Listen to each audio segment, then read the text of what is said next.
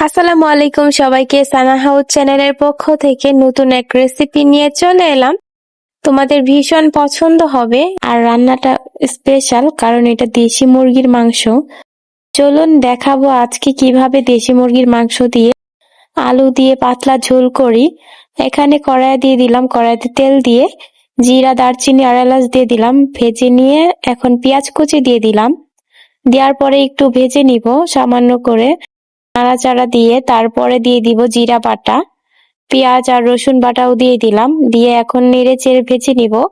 কাঁচা গন্ধটা চলে গেলে স্বাদ মতো লবণ দিয়ে দিলাম। দিয়ে আবারও নেড়ে চেড়ে মরিচের গুঁড়া, হলুদের গুঁড়া আর ধনিয়ার গুঁড়া দিয়ে দিলাম। পরিমাণ মতো পানি দিয়ে নেড়ে চেড়ে কষিয়ে নিব কিছুক্ষণ। তারপরে ঢাকনা তুলে দেখে নিব, উপর দিয়ে তেল ছেড়ে গেলে বুঝে নিবেন যে কষানোটা হয়ে গেছে। এখন আলু আর মাংসটা একসাথেই দিয়ে দিলাম। মাংস ভুনাও ভালো লাগে, কিন্তু পাতলা ঝোলটাও আরো বেশি ভালো লাগে যদি হয় আরো দেশি মাংস। তাহলে তো কোনো কথাই নেই, পোল্ট্রি বা ফার্মির চেয়ে এই দেশি মুরগির মাংস ভীষণ স্বাদ, অন্যরকম লাগে। মাংসটা একটু ভালো করে কষাতে হবে, তাই বারে বারে একটু নেড়ে চেড়ে ঢেকে কিছুক্ষণ কষিয়ে নিব। এখন আমি নেড়ে চেড়ে দিচ্ছি, আবারও ঢেকে আমি আরো কিছুক্ষণ কষিয়ে নিব।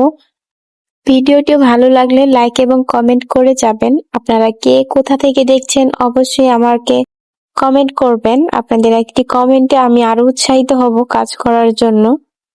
এখানে আমার মাংসটা প্রায় কষানো হয়ে গেছে।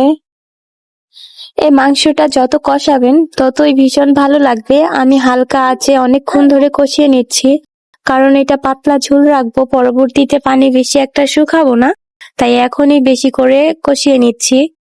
পরিমাণ মতো পানি দিয়ে দিব এখানে, দিয়ে নেড়ে চেড়ে দিব ভালো করে, যেন মশলার সাথে পানিটা মিশে যায়।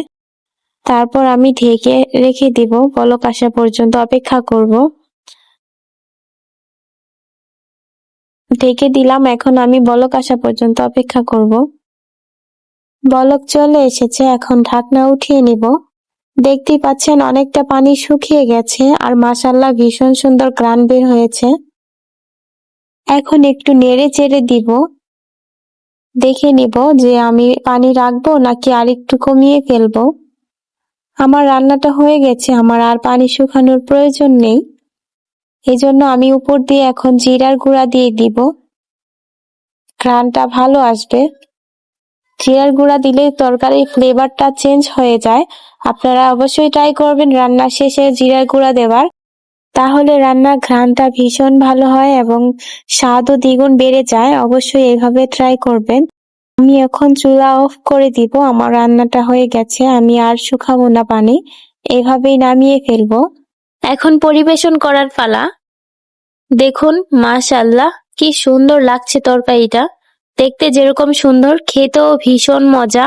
এক কথায় দারুণ একটা রান্না, দেখতে যেমন সুন্দর খেতে ভীষণই মজা। অবশ্যই এইভাবে ট্রাই করবেন।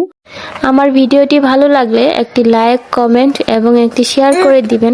আমার চ্যানেলটিকে সাবস্ক্রাইব করতেও ভুলবেন না। ধন্যবাদ।